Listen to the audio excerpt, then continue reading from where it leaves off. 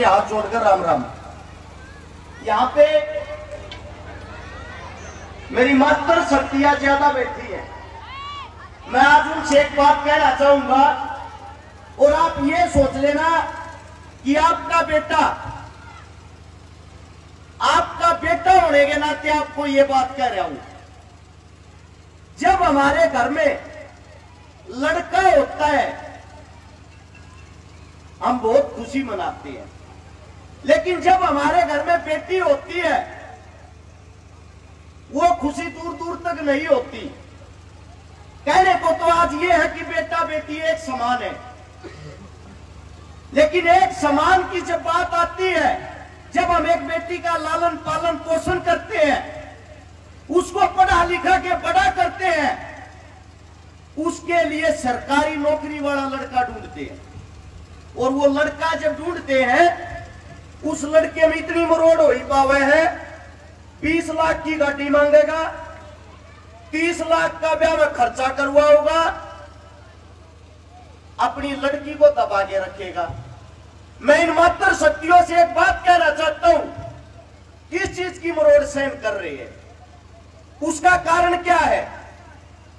क्यों ना हम अपनी बेटियों को उन लड़कों से ज्यादा पढ़ाए, उन लड़कों से ज्यादा बड़ी सरकारी नौकरी लगवाए, और नौकरी लगवाकर वो लड़की स्वयं ये कहे मेरे घर बारात लेके जब आना, जब खाली मेरे को ले जाने का दम हो, मेरे परिवार को ले जाने का नहीं। दहेज के नाम पर एक बेटी के घर को लूटा जाता है और लोग वही नारे लगाते हैं दहेज प्रथा बंद करो। आप सभी को इतना ही कहना चाहूंगा, ये प्रथा शिक्षा से, जागरूकता से बंद हो सकती है। अब हमारे को भी कई साथी ये बोलते हैं, जब आप किसी साथी में गरीब की मदद करने के लिए जाते हो उसको दहेज क्यों देते हो? एक पत्रकार ने मेरे से सवाल किया। मैंने पत्रकार से पूछा, भाई साहब आपकी शादी हो रही है? बोले हाँ हो रही है। तेरी बहू घर आई जब के लाई थी, बिना TV, fridge, AC, double bed, संदूक, अलमारी, तन्ने क्यों ना बंद करी भैया प्रथा? मैं इतना ही कहना चाहूंगा, अपनी बेटियों को अपने पैरों पर खड़ा करें। जब वो सरकारी, वो बेटी खुद नौकरी लगेगी और जब वो अपने से समान लड़के के साथ शादी करेगी, दोनों की सोच, दोनों की कमाई एक जैसी होगी। दुनिया की हकीकत यह है, बाप बड़ा ना भैया, सबसे बड़ा रुपया, यो रुपया दहेज दिवावे है। आप सबसे इतना ही कहूंगा, मेरी मात्र शक्तियों, ये बेटियां तुम्हारी इज्जत है।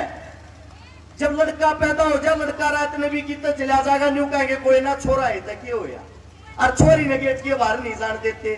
छोरी का इतना डर किस लिए? क्योंकि वो शिक्षित नहीं है। आप उनको खुले विचारों के साथ जीने नहीं देते। हाथ जोड़कर इतना ही कहूंगा, आप सभी मेरी माता शक्तियां हो, मेरी माता के समान हो।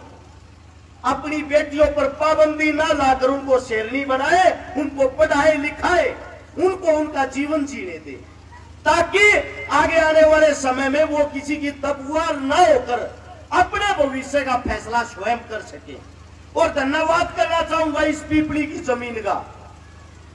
यहाँ पे हमारे गुरुजी मास्टर जी आ गए, सुरेंद्र जी, ये वो अध्यापक है। हमको ये समाज सेवी नहीं है, इसलिए समाज सेवा क्या होती वो बताता हूं। आज के टाइम में जो मुफ्त में घर घर शिक्षा पहुंचाए, और शिक्षा वो शेरनी का दूध है जो जितना पिएगा उतना दाढ़ेगा।